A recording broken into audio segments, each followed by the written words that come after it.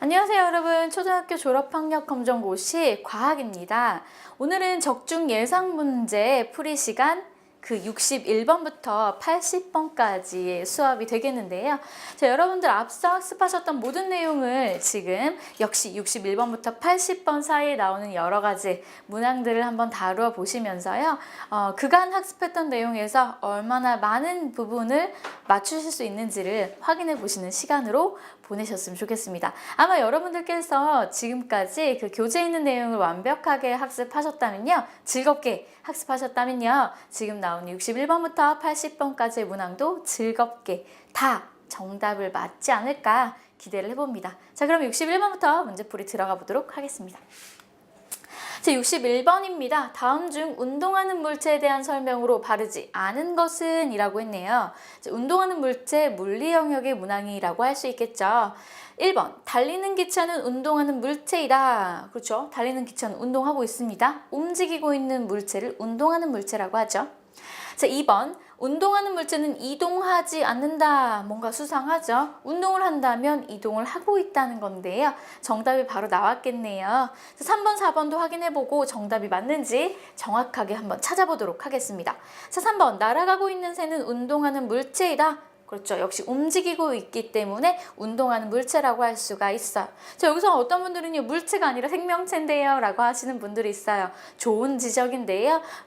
새 또한 물체, 여기서 말하는 물체는 광범위한 물체죠. 이런 단어 하나하나에 여러분들 너무 예민하게 문제 풀지 않으시기를 바라면서요. 3번은 맞는 얘기입니다. 4번, 운동장에 있는 나무는 운동하지 않는 물체이다. 자, 운동장에 있는 물체 어떤 상태죠, 지금? 네, 운동장에 있는 나무는요, 운동하지 않아요. 하지만 나무는 정지해 있는 상황이죠. 그쵸? 물체는 모두 운동하고 있다고 볼 수가 있습니다. 자, 61번의 정답은 그래서 몇 번? 2번이 되겠죠.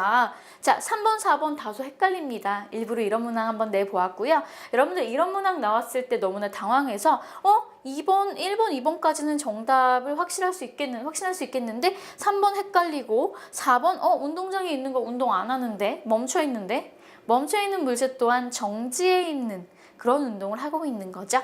자, 정답은 2번이 되겠습니다. 제 62번이네요. 다음 중 몸속의 내부기관을 보호하고 몸을 지탱하는 역할을 하는 것은?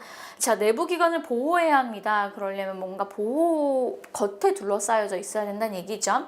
지탱하려면요, 뭔가 단단해야 된다는 얘기가 되겠죠. 자, 몇 번이 될까요? 폐, 뼈, 방광, 근육. 자, 지탱. 여기서 여러분들은요, 뼈와 근육 둘 중에 고민을 하실 거라고 생각을 해요. 일단 폐와 방광의 경우에는요, 몸속에 어떤 내부 장기 중에 하나고요. 그 여러 가지 장기를 보호하진 않아요. 그 하나의 장기가 되는 거고요. 그 다음 뼈와 근육 둘 중에 둘 다 내부기관을 보호하는 것 같아. 하지만 지탱하는 역할을 하는 것은 무엇일까요? 뼈가 되겠죠.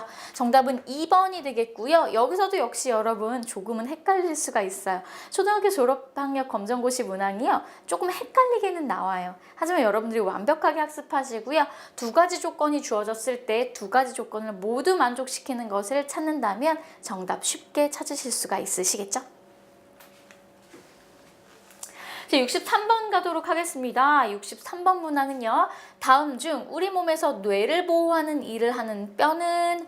뇌를 보호한다고 했어요. 관련한 문항들이요, 시험 문제에 종종 출제가 돼요.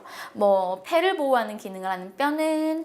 아니면 뭐 뇌를 보호하는 기능의 뼈는? 하고 물어보기도 합니다. 찾아내시면 돼요. 팔뼈는요, 보호하지 않아요. 팔을 지탱해주는 기능을 해요. 머리뼈는요, 그렇죠. 머릿속에 들어있는 걸 보호해주겠죠. 머릿속에 들어있는 것 중에 가장 중요한 것은 바로 뇌가 되겠습니다. 바로 뇌를 보호하는 뼈가 머리뼈라고 할 수 있겠죠. 이렇게 바로 정답 나오고요. 3번, 4번도 확인해 보셔야겠죠. 척추뼈는요, 그렇죠. 척추뼈는요, 보호하는 기능보다는요, 지탱하는 기능을 더 많이 가지고 있습니다. 우리 몸을 머리끝에서 발끝까지 쭉 일자로 펼쳐주는 역할을 바로 척추뼈가 해주고 있죠.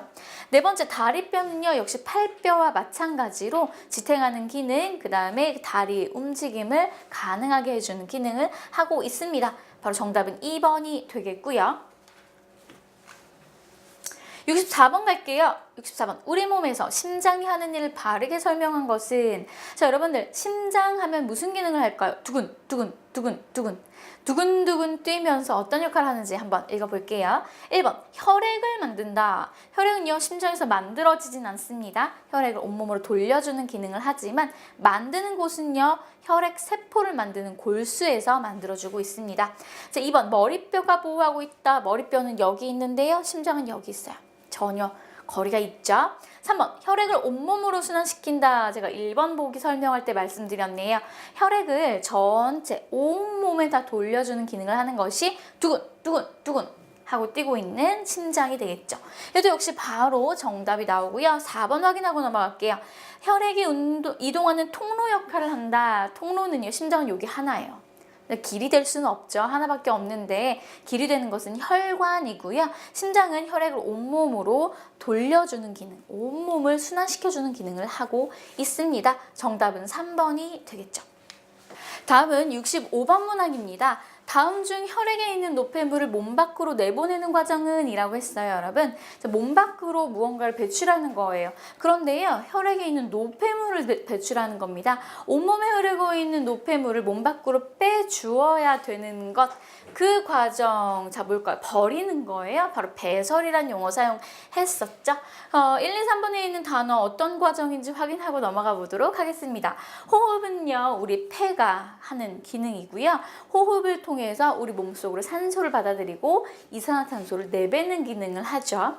자, 소화라는 기능은요, 영양소, 음식물을 섭취해서 영양소를 온몸으로 보내어주는 기능을 합니다. 세 번째 순환은요, 좀 전에 풀었던 문항, 그죠? 심장이 하는 일이고요. 온몸으로 혈액을 이동시켜주는 기능을 합니다. 자, 정답은 4번이 되겠죠. 66번입니다. 다음 중 호흡에 대한 설명으로 바른 것은? 이라고 했네요.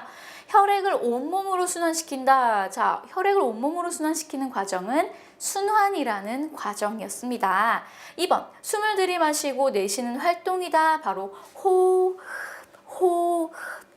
하고 흡수하고. 이게 바로 2번 호흡에 대한 설명이 되겠네요. 2번이 정답이고요. 이렇게 너무 쉽게 답이 나와서 걱정이에요, 여러분. 하지만 3번, 4번 오답까지 정리하시는 연습이 필요합니다.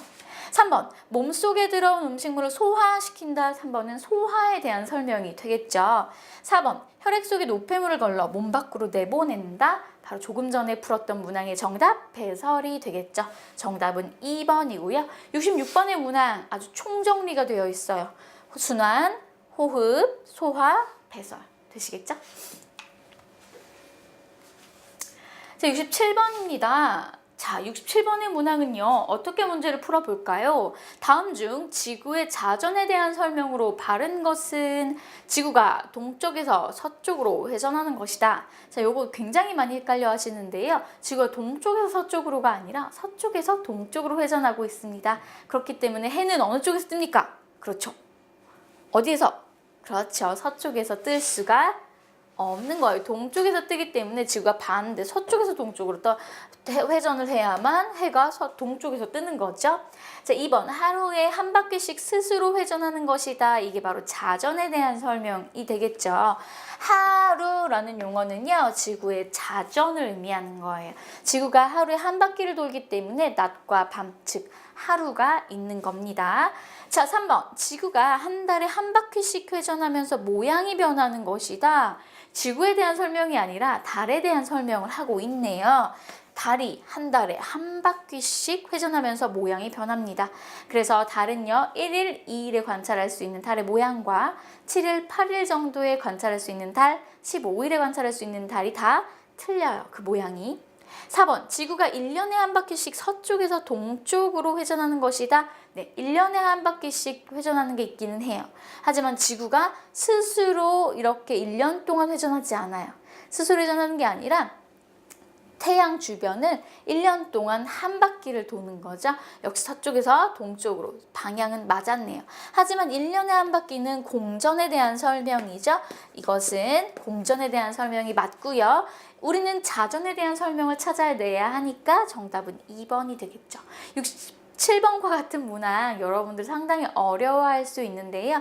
조금 더 학습을 하시고요. 그 방향, 자전 방향과 공전 방향은 같습니다. 바로 서쪽에서 동쪽으로 회전을 하고 있고요. 그 다음 지구가 하루에 한 바퀴다. 바로 자전. 지구가 1년 동안 태양 주변을 한 바퀴 돈다. 바로 공전이다. 그 다음 한 달에 한 바퀴씩 지구를 회전하면서 모양을 변화시키는 것은 달이다. 라고 정리 한번 더 해주시면 되겠죠.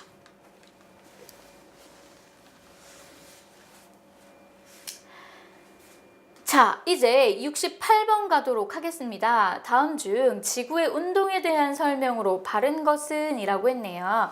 지구의 운동에 대한 설명이에요. 이것도 여러분 집중해서 풀어볼 끔찍한 문제입니다. 1번, 지구는 움직이지 않는다. 허걱, 그쵸? 지구는 자전도 하고요, 공전도 해요. 정말 두 가지나 운동을 하고 있다고 볼 수 있죠. 자, 2번, 태양 주위를 도는 운동만 한다. 보통 과학 문제에서는요, 무엇만 한다라고 하면요, 거의 오답입니다. 자, 바로 이런 게 그 예가 되는데요. 태양 주위를 도는 운동은요, 공전이고요. 자전 축을 중심으로 스스로 회전하는 것을 자전이라고 하죠. 2번도 틀렸네요. 3번, 자전축을 중심으로 도는 운동만 한다. 역시 2번과 같이 만자가 나오면 다 틀린 거예요, 여러분. 2번과 3번을 함께 하고 있습니다. 4번, 자전축을 중심으로 돌면서 태양 주위를 돈다. 2번과 3번이 한꺼번에 나와 있는 내용이 바로 4번이죠. 바로 자전과 공전을 함께 하는 운동을 하고 있습니다. 정답은 4번이고요. 68번의 경우에 여러분들이 다 대부분 맞추셨을 거라고 믿습니다. 69번 갈게요. 다음은 공전 모습, 달의 공전 모습을 나타낸 것이다.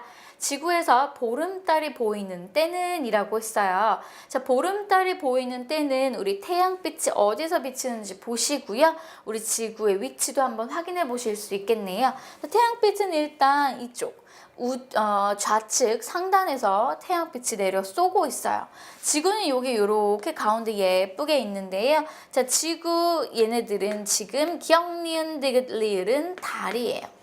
지구 주변을 달이 이렇게 공전하고 있군요. 이렇게 공전하고 있을 때 지구에서는 달을 볼 수가 있을 거예요. 그런데 달이 지구를 한 달에 한 바퀴 돌 텐데 어느 위치에 있을 때 보름달을 관찰할 수 있는가라는 문항이 되겠죠. 자, 어느 위치에 있을 때 지구에서는 정확한 동그란 모양의 달이 관찰될까요? 그렇죠. 바로 디귿입니다. 정답은 3번인데요. 기역, 니은, 리을도 한번 알아보셔야겠네요. 기역은 어디 있나요? 바로 여기 있습니다. 지구에 사람이 서 있어요. 자, 태양빛이 오고 있네요. 자, 이땐 낮입니까? 밤입니까? 그렇죠. 낮이에요. 낮이라서요. 달을 볼 수 있어요? 없어요? 없는 상태입니다. 달을 볼 수 없는 공간 바로 기역의 위치고요. 니은도 한번 볼게요. 우리 사람이 여기 서 있습니다. 자, 태양빛이 이렇게 비치죠. 자, 여기 반달이 목격되겠죠. 반달. 반달은 반달인데 어느 쪽이 볼록한 반달일까요? 네. 오른쪽이 볼록 튀어나온 반달로 목격이 될 거예요. 이렇게 관찰이 될 거고요. 리을의 위치에서는 역시 반달은 반달인데요. 이렇게 관찰이 되겠죠. 자, 이렇게 해서 보름달이 보이는 곳은 여기 바로 디귿이고요. 정답은 3번입니다. 자, 여러분들 이거 교재 선생님이 여러분들 교재에 정확하게 그 위치와 날짜까지 정해놨는데요. 이 요행의 문제는요. 날짜에 대한 문항은 나오지 않은 거예요. 하지만 어느 위치에서 보름달이 관찰되느냐, 어느 위치에서 상현달, 하현달이 관찰되느냐를 물어봤어요. 바로 이때에는 상현달, 이때에는 하현달이라고 여러분들께서 기억해 주시면 돼요. 달의 명칭과 달의 위치, 그 다음 시기 1일, 2일, 7일, 8일, 15일, 28, 그 다음 30일 기억해 주시면 좋겠습니다. 자, 70번 문항 갈게요. 다음 중 달의 운동에 대한 설명으로 바른 것은? 이라고 했어요. 바른 걸 골라 보시는 겁니다. 자, 하루에 한 바퀴씩 지구를 중심으로 돈다. 하루에 한 바퀴씩 돌면 하루 동안 우리는 모든 달의 모양을 다 보겠죠? 땡! 한 달에 한 바퀴가 되겠죠. 자, 2번 하루에 한 바퀴씩 태양을 중심으로 돈다. 지구의 위성인 달은요, 지구를 중심으로 공전하는 위성입니다. 그렇기 때문에 2번, 하루에 태양을 중심으로 한 바퀴 돈다는 것은 태양을 중심으로 공전하고 있는 행성을 얘기하는 거죠. 다른 행성이 아닙니다. 자, 3번, 한 달에 한 바퀴씩 태양을 중심으로 돈다. 역시 한 달이든 두 달이든 하루든 태양을 중심으로 돌지 않습니다. 바로 위성이기 때문이고요. 위성은 행성의 주변을 공전하는 천체예요. 자, 4번, 한 달에 한 바퀴씩 지구를 중심으로 돈다. 바로 이것이 정답이 되겠죠. 한 달 동안, 한 달 할 때 달자가 달월자, 그 월 있죠? 한 달이 1월, 2월, 3월, 4월이잖아요. 월, 달월자를 사용하는 거예요. 한 달 하면요, 달이 한 달에 한 바퀴 도는 그 주기를 이야기하죠. 한 달에 한 바퀴씩 지구를 중심으로 돈다. 정답이 되겠죠. 정답은 4번이고요. 70번 문항 어렵지 않습니다. 71번 한번 보도록 하겠습니다. 하루 동안 달의 위치가 달라지는 이유는, 자, 하루 동안 달의 위치가 달라진다고 했어요. 자, 몇 번이 정답일까 한번 보겠습니다. 71번이죠. 자, 달이 자전하기 때문이다. 네, 달도요, 자전을 합니다. 그런데요, 달은요, 자전하지만 우리 지구에서 달을 바라봤을 때 달에 보이는 면이요, 같아요. 항상 똑같은 면만 우리 지구에서 관찰할 수 있어요. 그 이유는요, 지구의 자전과 달의 공전이 같이 일어나기 때문이에요. 너무나 재밌는 일이죠. 자, 달이 자전하기 때문에 위치가 달라지지는 않아요. 아시겠죠? 자, 2번, 달이 공전하기 때문이다. 물론 달이 공전을 하는데요, 달의 공전과 지구의 자전이 일치하기 때문에 달의 앞면이 계속 보여요. 달이 아무리 공전해도 지구, 제 머리가 지구예요. 달이 제 주먹이에요. 제 주먹이 아무리 공전을 하여도 지구도 자전하기 때문에 같은 방향으로만 관찰이 되죠. 자, 공전에 대한 얘기는요, 그 내용만 기억해 주시면 돼요. 3번, 지구가 자전하기 때문이다. 그렇죠. 바로 이 3번이 정답이 될 텐데요. 지구가 자전하기 때문에 달의 위치가 달라 보여요. 왜요? 태양과 지구가 마주보고 있을 때 지구가 자전하기 때문에 태양이 뜨고 지는 것을 관찰하는 거고요. 공전하고 있는 달 또한 태양빛을 받아서 반사되어 우리 눈으로 들어오는 거니까요.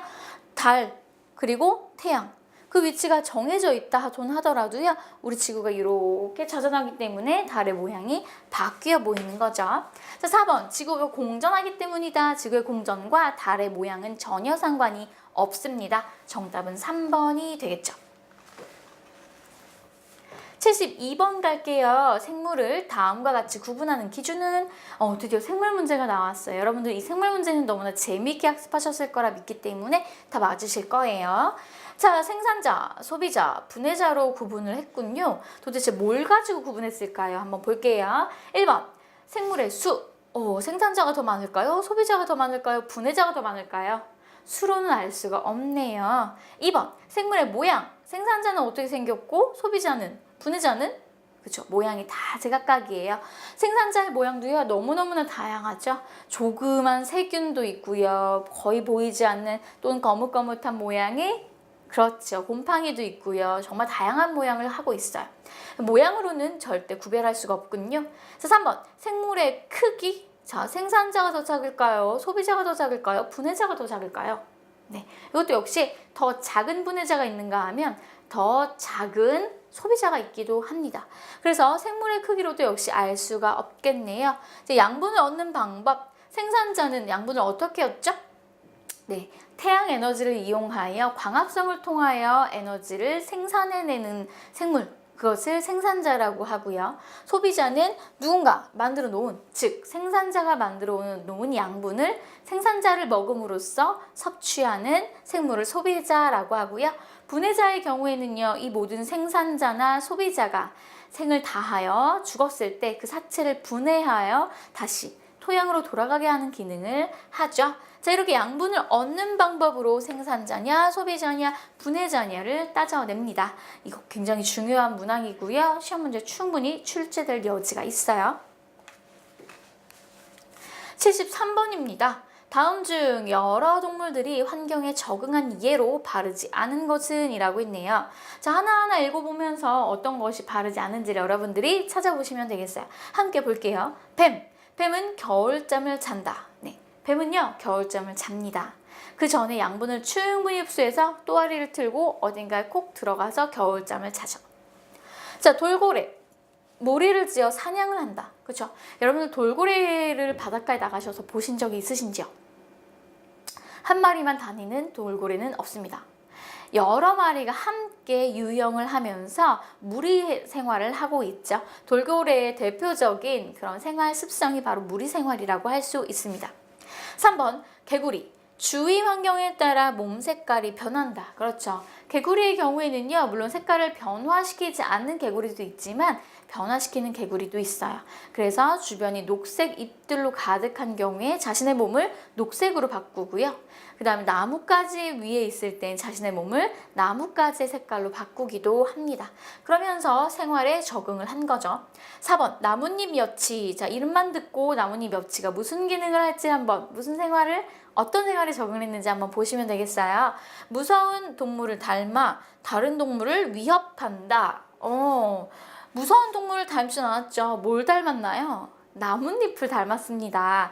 나뭇잎 여치는요, 여치의 한 종류인데요. 모양이 나뭇잎을 닮아서 나뭇잎 여치라고 이름을 지었어요. 무서운 동물을 닮아서 위협하진 않습니다. 그냥 나뭇잎을 닮아서 마치 자신을 공격할 것 같은 생태계, 생물들에게 난 나뭇잎이야 라고 속이는 거죠. 정답은 4번이고요. 여러분들 이런 73번과 같은 유형의 문제는요, 이렇게 나뭇잎 여치, 저는 나뭇잎 여치를 본 적이 없는데요. 하지만 나뭇잎 여치라고 이름을 지어놓은 이유가 있습니다. 나뭇잎처럼 속이는 그런 생활에 적응했기 때문이다 라고 기억하시면서 문제를 풀어보시면 되겠습니다. 74번 문제 가겠습니다. 다음은 어느 섬의 생태계 변화를 나타낸 것이다. 이 섬의 생태계 변화를 바르게 예측한 사람은 이라고 했어요. 지금 밑에 있는 1번, 2번, 3번에 대한 내용을 읽으시고요. 여러분들께서는 이 섬에 어떤 일이 벌어졌는지를 해석하시면 되겠어요. 첫 번째, 식물이 무성한 섬에 토끼 한 무리가 정착하였다. 늘어나는 토끼 때문에 풀이 줄어들어 섬이 황폐해졌다. 이 섬으로 건너온 사자가 토끼를 잡아먹기 시작하였다. 자, 한번 볼게요. 먼저 이 섬은요, 식물이 굉장히 무성했던 섬이에요. 이 식물이 무성했던 섬에 토끼가 정착합니다. 그러면서 토끼의 주식인 식물을 다 뜯어먹겠죠. 너무나 무성한 식물들 덕분에 이 토끼는요, 번식을 많이 해요. 그렇다면 개체수가 늘어나서 더 많은 양의 풀을 뜯어먹겠죠. 더 많은 양의 풀을 뜯어 먹으면서 이 토끼의 개체수가 계속 증가하다 보니 이 풀의 개체수는 감소하게 됩니다. 풀이 감소하면 섬이 황폐해지게 되겠죠. 섬이 황폐해져 있어요. 하지만 풀이 완전히 다 죽기 전에 사자가 건너옵니다. 사자가 건너오면서 사자의 주식, 사자는 풀을 먹지 않죠. 사자가 먹는 것은 토끼예요. 토끼를 섭취하면서 토끼 개체수를 감소시킵니다. 그러면 토끼는 풀을 먹었었는데 토끼 개체수가 감소하면서 풀을 뜯어먹는 토끼의 양도 감소하고, 그렇다면 풀이 더 많이 생존할 수 있겠죠. 그래서 다시 그 식물이 무성한 섬이 되는 거예요. 그래서 지금까지 제가 설명한 내용들에 대하여 바르게 예측한 사람을 찾아보시면 되겠죠. 자, 먼저 첫 번째, 하나. 사자를 피해 토끼들이 이동해 가면 사자도 이동해서 풀이 사라져. 뭔가 아이러닉이죠? 사자를 피해서 토끼들이 만약에 이동을 했다면 사자도 토끼를 따라서 이동할 거예요. 토끼가 먹이가 되니까요. 토끼가 이동해버리면 풀은 많이 잘 남아있겠죠? 풀이 사라지지 않을 거예요. 1번 하나는 틀린 얘기를 예측했네요. 영수는 사자에 의해 토끼가 줄어들어 풀이 자라고 생태계가 평형을 이루게 돼. 지금 방금 제가 말씀드렸던 내용을 그대로 예측을 했죠. 영수는 사자가 토끼를 잡아먹음으로 인해서 토끼가 줄어들면 토끼가 먹는 풀의 풀이 더 잘 자라게 돼서 다시 생태계가 평형을 이루게 된다는 설명을 한 겁니다. 정답은 바로 2번이 되겠고요. 영수가 바르게 예측을 한 거예요. 3번, 4번 제이와 수아는 어떻게 예측했는지 한번 볼게요. 제이는 사자에게 토끼가 모두 잡아먹혀서 풀이 무성해지고 결국 사자도 굶어 죽어. 네. 토끼가 너무너무 많이 이미 생존하고 있습니다. 물론 토끼가 몇 마리 없을 때에는 사자에 의해서 토끼가 다 잡아먹혔겠지만 이미 사자가 들어오기 전에 토끼가 많은 수의 개체를 만들어 놓은 상태죠. 그래서 모두 잡아먹히지는 않을 겁니다. 그래서 이 제이는요, 너무 간 거예요. 아시겠죠? 자, 수 한번 볼게요. 사자와 토끼의 수가 모두 늘어나서 섬의 환경이 더러워져 풀이 자라기 어렵게 돼. 그렇죠. 사자와 토끼의 수가 모두 는다는 것은요, 풀도 무성하고 그 다음 토끼도 많을 때 얘기예요. 하지만 지금 토끼에 의해서 풀이 황폐화되어 있는 상태라고 했죠. 그렇다면 토끼만 많이 남아있는 상태일 거예요. 토끼만 많이 남아있는 상태에서 사자가 딱 와서 토끼를 맛있게 먹이로 먹어버렸죠. 그랬을 경우에는요, 토끼 개체수는 점점 감소할 수밖에 없는 겁니다. 수아는요, 토끼 개체수에 대한 설명이 틀렸죠. 정답은 2번이고요. 자, 이 개체수에 대한 내용들 여러분들이 직접 해석할 수 있으셔야 되겠습니다. 자, 75번 문항입니다. 다음 중 생산자에 대한 설명으로 바르지 않은 것은, 생산자라고 하면요, 태양을 이용하여 그 빛 에너지로 스스로 양분을 합성하는 그런 생물체를 얘기합니다. 주로 녹색의 광합성을 하는 식물을 이야기하는데요. 자, 1번부터 4번을 읽어보고 정답을 찾아보도록 할게요. 자, 1번 광합성을 한다. 광합성을 해서 스스로 양분을 만드는 것. 맞는 얘기가 되겠죠. 자, 2번 풀, 나무 등이 있다. 네, 주로 광합성을 하는 생명체에는요, 주로 식물이 있겠죠. 3번 양분을 스스로 만든다. 양분을 스스로 만들기 때문에 명칭을 생산자라고 붙인 겁니다. 양분을 생산해내는 생물이란 얘기죠. 3번도 맞는 얘기가 되겠습니다. 4번 다른 생물을 분해해야 한다. 다른 생물을 분해하는 생물은요, 바로 분해자가 될 거예요. 즉 양분을 스스로 만들고 풀과 나무와 같은 식물이 광합성을 하며 사는 그 생태계의 생산자. 그런데 밑에 다른 생물을 분해하는 것은 분해자에 대한 설명. 정답은 4번이 되겠죠. 76번 갈게요. 할머니께서 가까이 있는 책을 보실 때에 쓰는 안경의 특징은? 이라고 했어요. 우리 할머니나 할아버지께서 가까이에 있는 글씨가 잘 안 보이실 때가 있습니다. 그것은요, 가까이 있는 것이 보이지 않기 때문에 가까이 있는 것을 볼 수 있도록 확대해 줘야 돼요. 확대해 주려면 돋보기 안경을 껴야 되겠죠. 돋보기 안경은요, 볼록 렌즈를 이용해서 만듭니다. 자, 그렇다면 1번부터 4번까지 한번 확인해 보도록 할게요. 1번, 가운데가 가장자리보다 얇다. 가운데가 얇으면 오목 렌즈가 되겠죠. 볼록 렌즈는 가운데가 가장자리보다 두꺼운 렌즈예요. 자, 2번, 가운데가 가장자리보다 두껍다. 바로 2번이 정답이 되겠네요. 금방 정답을 찾을 수 있는 유형으로 출제가 되고 있습니다. 3번, 4번 확인하고 넘어갈게요. 물체와의 거리에 상관없이 물체가 항상 작게 보인다. 앞에 있는 게 잘 안 보여서 더 크게 보려고, 잘 보려고 돋보기를 쓰는 건데요. 물체와의 거리 상관없이 물체가 항상 작게 보이면 안 되겠죠? 틀린 얘기가 될 거예요. 4번, 물체와의 거리에 상관없이 물체가 항상 거꾸로 보인다. 거꾸로 보이면 돋보기 안경을 사용했을 때 글씨가 거꾸로 보이겠죠. 안경을 사용하는 의미가 없어집니다. 즉 정답은 2번이고요. 1번, 3번, 4번은 모두 틀린 내용이 되겠죠. 77번입니다. 오목 렌즈로 본 물체의 모습에 대한 설명으로 옳은 것은? 자, 이번에는 오목 렌즈에 대한 질문이에요. 자, 여러분 함께 풀어볼까요? 자, 1번 물체가 항상 작게 보인다. 자, 물체가 항상 작게 보인다. 맞을까요? 틀리겠죠. 오목 렌즈의 경우에는, 다시 77번 문항입니다. 오목 렌즈로 본 물체의 모습에 대한 설명으로 옳은 것은? 이라고 했네요. 자, 1번 물체가 항상 작게 보인다. 오목 렌즈의 경우에는요, 거울과의 특성 중에서 볼록 거울과 같아요. 그래서 오목 렌즈를 여러분들이 많이 사용해 보지 않았기 때문에 제가 오목 렌즈에 대한 특성을 따로 외우라고 하면 여러분들 이것도 외워야 돼요 라고 이야기합니다. 그래서 볼록 렌즈의 경우에는요, 무엇과 그 특징이 같냐? 오목 렌즈의 경우에는 볼록 거울과 특징이 같다고 생각해 보시면 돼요. 거울이죠, 거울. 볼록 거울과 그 특징이 같아요. 볼록 거울은요, 우리 편의점 들어가 보면 편의점 한쪽 구석에 큰 거울이 하나 달려있는 걸 보실 거예요. 그 큰 거울은요, 볼록 튀어나와 있는 볼록 거울이죠. 그 볼록 거울과의 특성을 생각하시면 오목 렌즈 특성을 찾아낼 수가 있어요.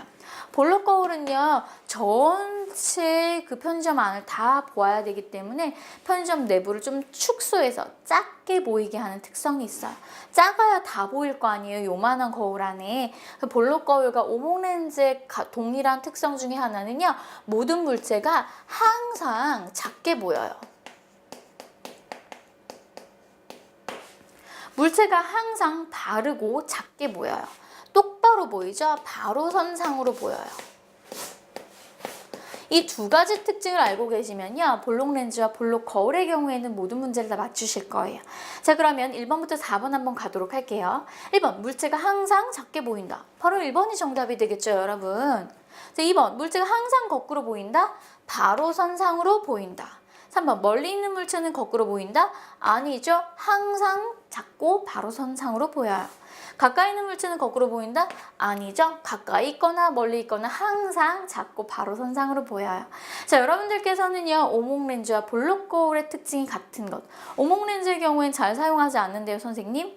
하지만 우리 사실 사용하고 있어요. 우리들이 끼는 안경을 얘기하는 거죠. 할머님, 할아버지들은 볼록 렌즈를 이용해서 안경을 사용하시지만 우리들이 사용하는 안경은요, 오목 렌즈를 이용한 겁니다. 그래서 오목 렌즈로 우리가 사물을 바라봐야 하는데 항상 작게 바로 선상으로 보여야 되겠죠. 그리고 멀리 있는 것을 안 보이는 거라서 멀리 있는 것을 보이게 하기 때문에 항상 조금 작게 보이기도 합니다. 실제로 우리 눈과의 거리를 맞춰서 그 크기, 사물의 크기는 똑같이 만들어 놓은 것이 바로 오목 렌즈예요. 자, 정답은 1번이고요. 오목 렌즈와 볼록 렌즈의 특징 비교할 수 있으셔야 합니다. 78번입니다. 다음과 같이 볼록 렌즈를 이용하여 흰 종이에 햇빛을 모으는 실험을 할 때의 변화로 옳은 것은? 자, 그림 보시면 먼저 한번 확인해 봐야겠죠. 여러분들 이런 실험 해보셨는지 모르겠어요. 어렸을 때 장난으로 이런 실험 많이 해보는데요. 자, 보시면 요게 볼록 렌즈를 이 사람이 손으로 잡고 있죠. 자, 이렇게 볼록 렌즈를 잡고 위쪽에서는 햇빛이 있을 거예요. 햇빛을 모아서 이 종이, 하얀색 종이에 빛을 모으고 있는데요. 보시면 여기 요 부분에만 빛이 모여져 있는 걸 확인할 수가 있어요. 햇빛은 사실은 다 들어올 거예요, 이 렌즈 전체에. 근데 이 렌즈가 빛을 한 군데에다 모아주는 거죠. 자, 그렇다면 이 여기에 전체적으로 퍼져 있는 빛이 한 군데에 모이니까 빛의 밝기는 어떻게 될까요? 그렇죠. 빛의 밝기는 밝아질 겁니다. 자, 그렇다면 한번 1번부터 4번까지 정답을 한번 찾아볼까요? 자, 1번, 밝기가 밝아진다. 바로 정답 나왔네요. 1번이 정답이고요. 2, 3, 4번 확인하고 갈게요. 2번, 온도가 내려간다. 자, 요게 널찍하게 퍼져 있는 빛을 요 한 군데에다가 모아줬기 때문에 온도는 올라갈 수밖에 없어요. 심지어 어디까지 올라가면 나중에는요, 연기가 나다가 불이 붙어요. 이게 바로 온도가 올라간다는 증거가 되겠죠. 자, 3번, 밝기는 어두워진다.